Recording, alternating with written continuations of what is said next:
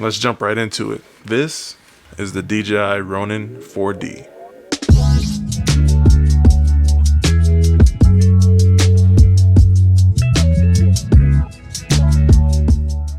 Now, just like you guys, I saw this camera system a while back and was seriously impressed with the versatility of this machine. Watching everybody else's videos, it looked like it was super capable. And I feel like we're inching closer and closer to this like robot camera future. And as someone that just enjoys tech in general, I'm here for it. I feel like either a Steadicam or a gimbal is necessary on most shoots, to get that smooth tracking shot. Movement in general is just vital to storytelling and creating emotion. Whether it's that one take that makes you feel like you're walking side by side with the character on screen, or that subtle reveal that builds suspense.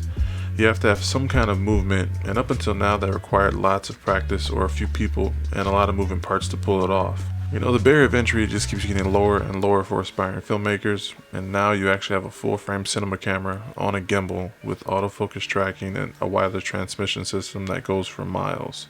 It's really crazy to see how far things have come, and I've had the honor and privilege of playing with the DJI Ronin 4D over the weekend.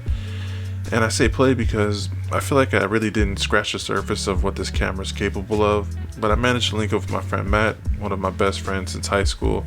He's a super dope, talented musician, singer, songwriter, and I stopped by his studio to set up my lights and have my FX9 on sticks, and I was flying the Ronin 4D. I had a quick 2-cam setup and recorded a snippet of his new song off his new album, releasing later this year. Now before I show you the footage, let me break down the lighting setup so that way you guys know how everything came to be. Firstly, we moved the studio couch into the booth. I now use my Westcott Solix as the main key, which was pretty much its top light. I then placed my Godox VL200 with the spotlight attachment left of the camera, shining a blue light behind him on the wall of the booth. Fun fact, I think I may have loaded the CTB incorrectly or left it in for too long because it lasted long enough for us to get several shoots, but eventually the light burned a hole into it. So it's no biggie, it happens, but now I know. For A-Cam, I had my Sony FX9 on sticks with an 85mm down at f2, and I really wanted to get a tight shot on Matt and the microphone since I was using the wider 35mm f2.8 on the Ronin.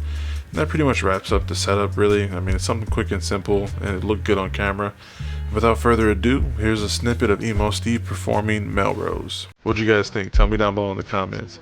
To be honest, me personally, I was really impressed with the tracking capabilities of the LiDAR sensor, given the fact that it was pretty dark in that room. The top light was only set to 2%, and the Ronin was able to capture quite a bit of light, even with the lens that went down to 2.8. So it wasn't that fast of a lens, but I was able to pull it off. That's one of the benefits of a full frame sensor. Overall, I'm actually pretty satisfied with the image stabilization, and I think with more practice I could do even more in the future. I will say there is a slight learning curve, but the menu is super intuitive and easy to use. I found myself at first being unsure of myself when using it, but I think with more practice I can get a lot more comfortable with it. Now also, if you're new here, you probably don't know, but I'm married with a 2-year-old daughter, and she is my muse, you could say. I love putting her in front of my camera and capturing candid moments. I typically take a few months worth of footage at a time and make this thing I call a daddy film. Here's another example of the Ronin 4D, this time in daylight outdoors at a park. This was a super bright day, and I was really impressed with the dynamic range and the quality of the built-in NDs. Also, all the footage in this video was D-Log with the DJI conversion LUT and some exposure changes in post, so a pretty basic grade. I filmed this footage in 6K ProRes, and the image quality is actually really amazing and super easy to edit with the M1 Pro MacBook Pro. Now, the one shot that really honestly impressed me was the shot of my wife and I holding our daughter's hands while we were walking. I was literally just holding the camera out in front of us with my right hand and autofocus tracking my daughter's face.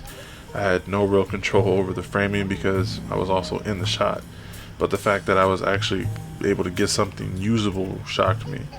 And in order to pull this off with any other camera, that would require a heavier gimbal, a camera operator, a spotter, because the camera op is probably going to be walking backwards.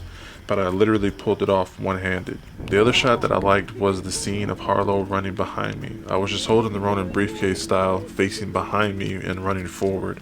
I legit wasn't even looking at the monitor. I was instead looking back at my daughter while she was chasing me, and the autofocus tracking got another dope shot without my help at all. Now, a lot of times when I'm shooting these daddy films, I'm kind of taken out of the moment because I'm too focused on capturing it, making sure everything is composed. I try to keep it candid for the most part, but I still want to frame it properly and make it look somewhat decent. But that didn't happen with the Ronin, and by no means am I suggesting that you go out and spend several $1,000s on a family home camera, But it's just something that came to mind when I was filming. Like, I was actually able to let the camera do the work while I was just focusing on having fun. Now, like I said earlier, I don't think I really scratched the surface of what this camera is capable of. I've seen a lot of people do crazy things like put it on cars and tons of crazy shoots. I've seen DJI's content they've made with it themselves, and it's really, really capable. And I can see some of these use cases that I've even been able to use it in being beneficial on a legitimate film set. All in all, I'm just really happy with where film tech is heading, and DJI is a serious disruptor in this industry. I mean, they just keep making these tools that are really pushing everything forward.